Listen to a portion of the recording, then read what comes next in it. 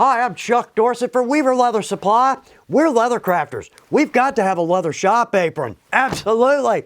Now, I love the full-length aprons, but to me, they're a little bulky, a little bit hot. The waist apron, that's exactly what I'm looking for. Now, those of us that teach classes, do demos, maybe we have a booth at a craft fair, well, a leather apron is an absolute must, and we've got the perfect leather. All right, so anything I use in this video, weaverleathersupply.com, or check below. We've got links there. Going to take you straight to the website. Also, if you want to know when our videos release, just click your notifications. You'll know exactly when these come out. So let's step over to our pattern table, get started. The biggest point to this pattern, make this apron your own. We can go so many ways with creativity, but also in sizing. So right here on our main body, we're going 22 inches wide. On me, I'm about a 35-inch waist. So that means this is going to go about 2 inches past the seam on my jeans on both sides. Make this as wide or as slim as you want to. Also on the height. Now I'd prefer about 20 inches. That's going to go down to about mid-knee. Well, that's a big panel. So what we're going to do is we're going to trim that panel down and then we'll add a throat to that. So 22 by 18, our throat is 4 inches. We're going to bend that around. That's going to give us a double layer of thickness where we need it, but also on either end of this, we're going to drop in 2 billets with a D-ring. The great part about that, when our straps wear out, we don't have to disassemble anything. We simply cut those off, add new straps. On our pockets, once we get the feel of the pockets, we can put those any size, anywhere. We're just going to drop in 2.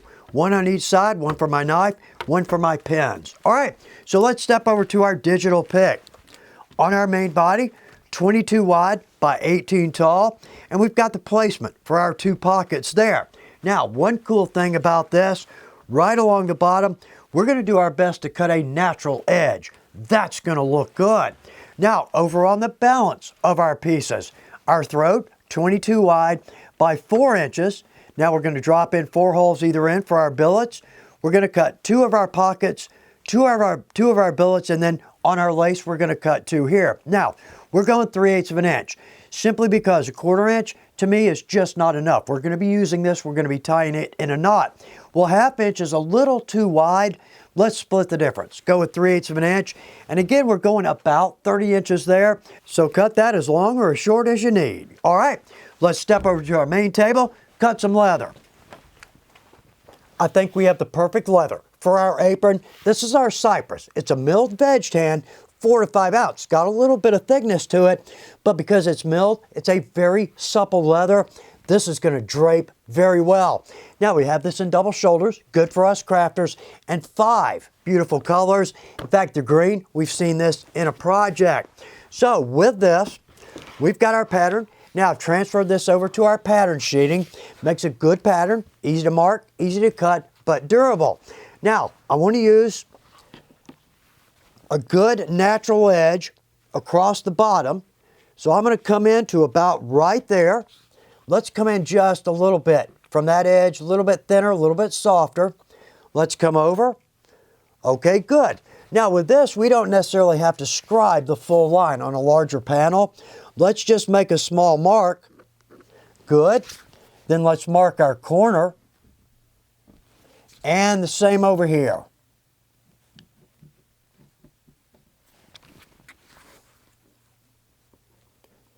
Good. Now, while we're here, let's go ahead and mark for our pockets.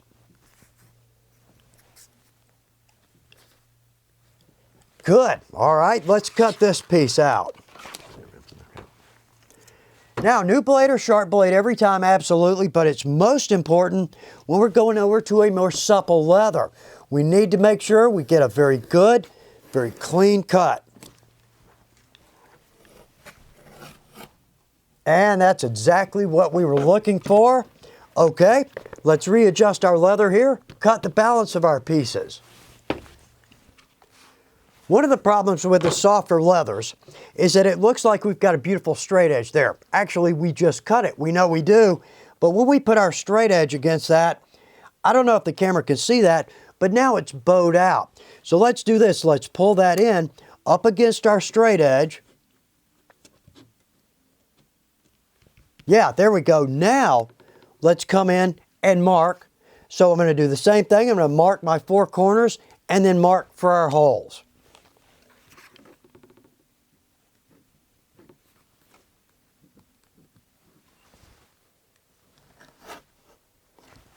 Okay, that piece is cut. Now, one thing I always want to watch for is overcuts. I don't know how many times I've cut a panel out and there's a big cut right in the middle of it that I didn't see.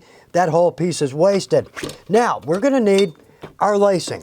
So what we'll do is we'll come over to this side and we'll cut our laces, 30 inches, give or take. So right here, let's cut our 2 billets and our 2 pockets.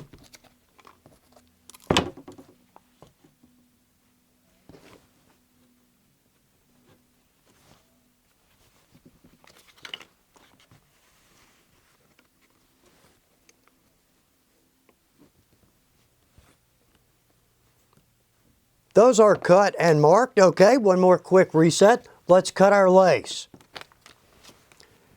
We're going to cut 2 pieces of lace, 3/8 of an inch by 30 inches long, but cut these as long as you want to, absolutely. In fact, we may just go about 33 inches. Now, we're going to go 3/8 of an inch wide. I would prefer a wider piece, but 1/2 inch just too much. Well, let's do this. Let's go with just a hair over 3/8 of an inch. So let's get a straight edge first.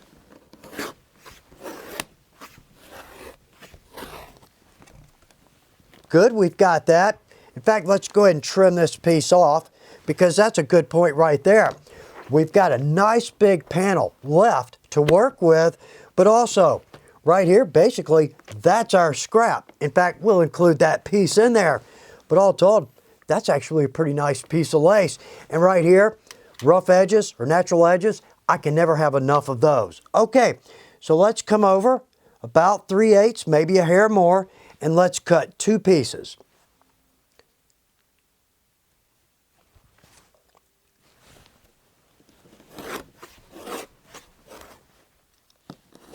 Good, we've got those. Okay, we've got a small piece of pattern here. I'm going to mark one end on both of these.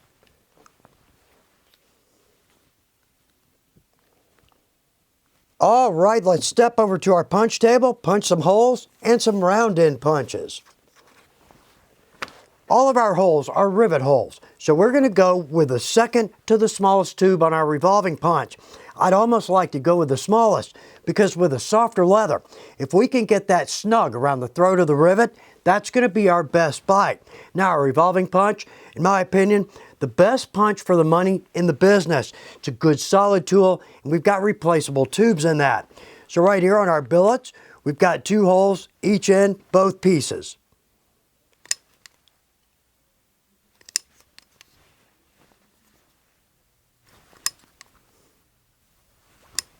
Good, everything's punched. Now on our billets, we're going to go with a round end punch, 3/4 inch, 3/4 inch, but we don't have to. If we don't have the tool, we can always nick the corners or we can even cut an end punch, but the tools make all the difference.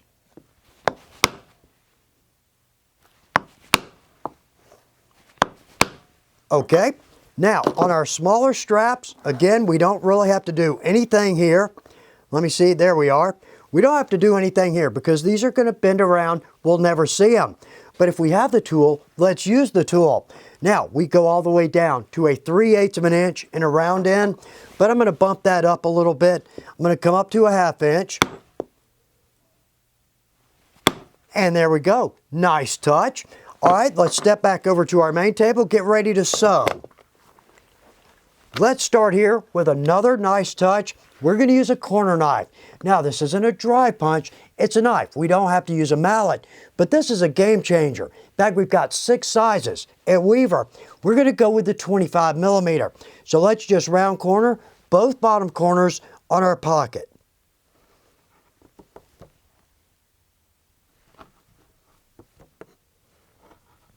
And how easy is that? But it's a nice touch, very professional.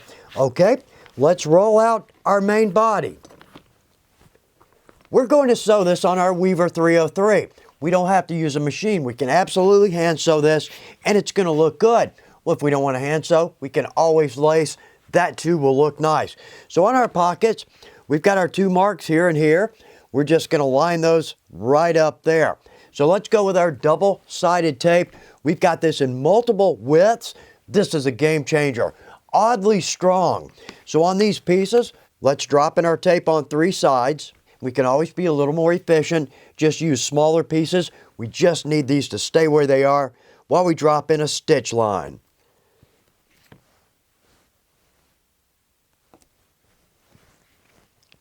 Now, I didn't mention this, but we're going with a 3/16" wide tape. We can certainly go with a 3/32. So let's lay these in on our marks.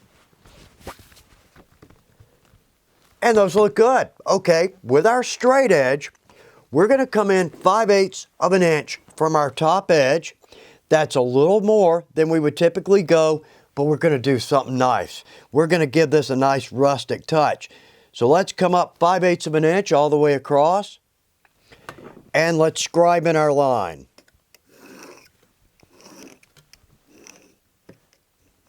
And let's flip this over, do the same thing on the flesh side. Okay, we've got that. Let's set that aside. And now I keep calling this the throat, but I think this is more the waistband. So with this, let's put our tape on both sides.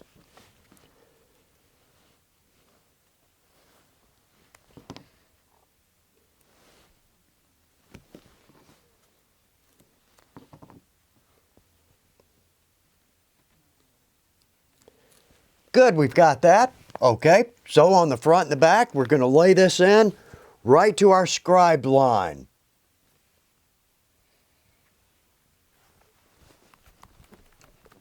Good, we've got that. Now I notice we've got a couple of blemishes here. Very nice. Without those, doesn't look like we've been working in our apron. So let's go knock a stitch line into this. Like I said, we're going to go with our Weaver 303. If you want to step up to an industrial machine, this is absolutely the way to go. It's easy to maintain, thread, operate, and to sew with. So we're going to come in 1/8 of an inch from our edge and about 3/4 of an inch. We'll drop 1 stitch in, then we'll back stitch and sew across.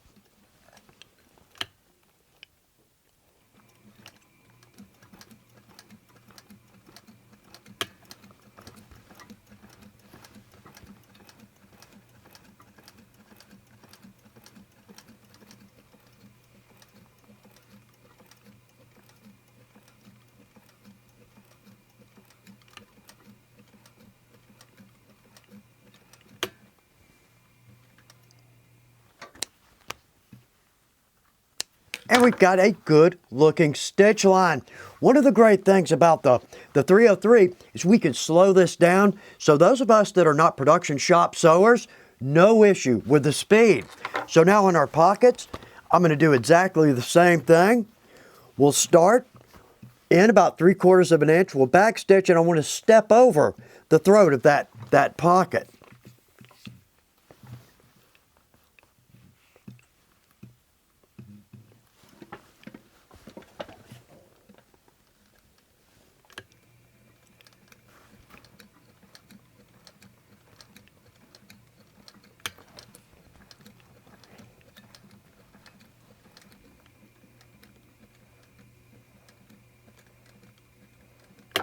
And we've got that pocket. Very good. Okay, I'm going to do the same thing to the other pocket.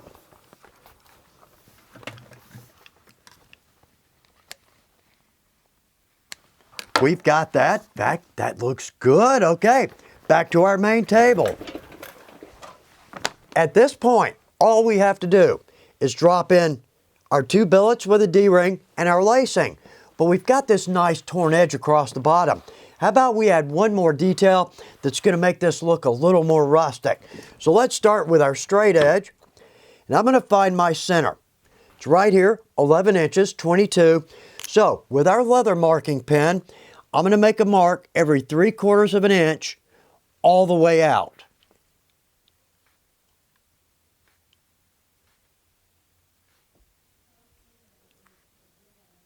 And that works out perfectly. Okay, let's take this over to our punch table.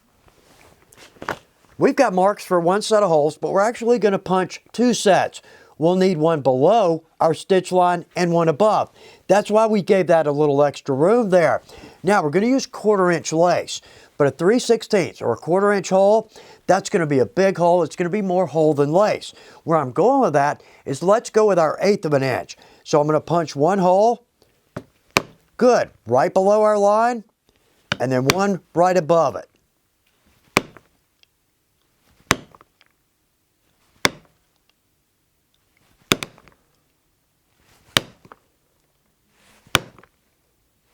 And we've got that, okay. Back to our main table. Let's cut some lace.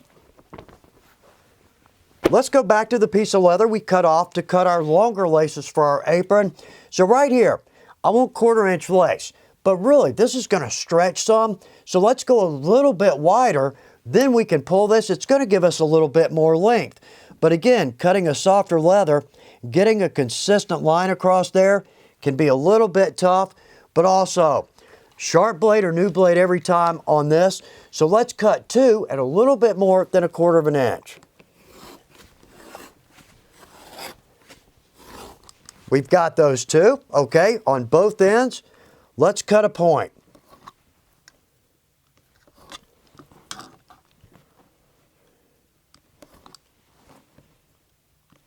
Good, let's reset here. We'll lace our apron. First thing let's do, let's take our lace and let's stretch this out a little bit. Very nice. This actually makes a good lace. Very strong. Now for me, I love to have a piece of lace hanging down. So how about we do this? Let's start right here on the very top, on the very end, on the top hole. Let's come through that. Good. Now let's just let that hang down right there. Okay, on the back, let's come straight across.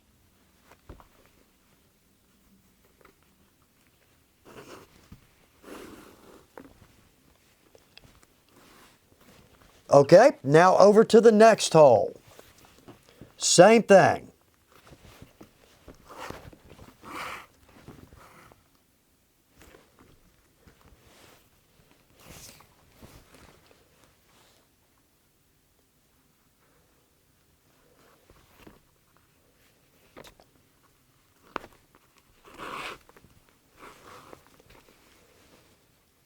Now it's a little harder bringing this lace through the holes, but that's okay. Notice we don't have more hole than lace. That's what I'm trying to avoid by using the smaller punch.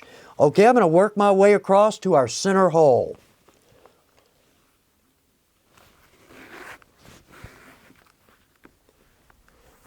And we're down to our center hole. Let's go through that and one more. Okay, good. Now let's leave that where it is. I'm going to do exactly the same thing on this side and work my way inward. Okay, now we're down to the second from the center hole. So we're going to have to go through a hole with some lace in it now.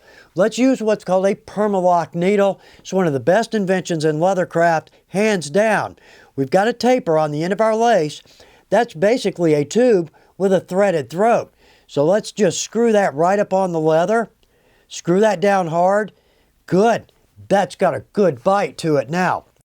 So let's go through this hole. This is the second from the center. Let's open that up some. Now it's going to be a little tough to pull that through. But there we go. Okay, we've got it. Now let's come through this bottom hole. Flatten that out, make sure that's flat. Good. Okay, and then right here is our center hole, so let's go through that. Let's pull that through. Okay, one more. Let's come back out. So this is our center hole.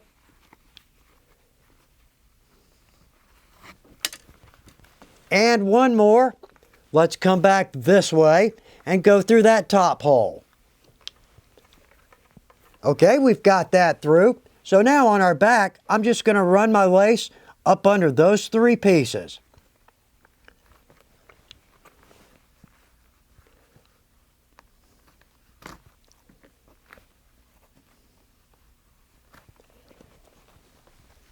Okay, let's trim that off. Same on the other side.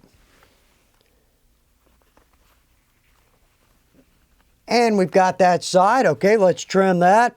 And again, instead of pushing through the lace, I'm going to pull the lace across my blade. That'll keep us from cutting into our leather. Okay, very nice. Well, that looks good thus far. Let's go knock in some rivets and we're done here. When we had our billets, we're actually going through 4 plies of 4 to 5 ounce. Technically, that's just 2 8 to 9s back to back. The reason I say that, so let's go with our medium double cap. Now, technically, that's the 5/16 inch, but that's perfect for 2 8 to 9s back to back. So let's start here. Let's add two rivets to one side of our billet, and then let's come through the waist.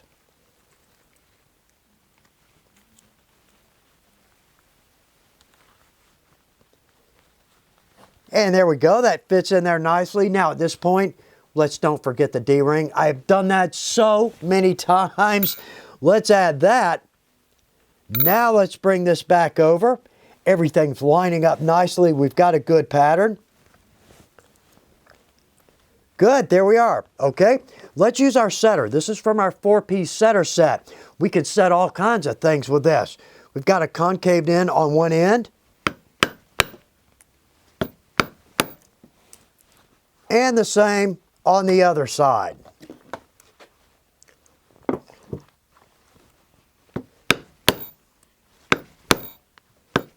Make sure those are secure. Okay, good. Now when we go over to our strap, we're just going through 2 4 to 5s here. So let's back down to the 1/4 inch or the small double cap rivet. And on our strap, let's come through from the front. Let's add 2 rivet posts to our strap. And then let's pull that over, set those down, and set these rivets.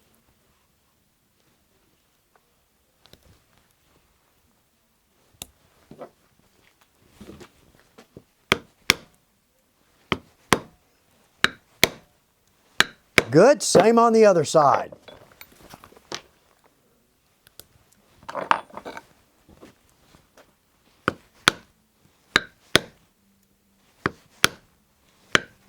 And there we are. Let's get a better look at this. We have got a sturdy, durable, comfortable, well-made shop apron. Can't wait to put this on.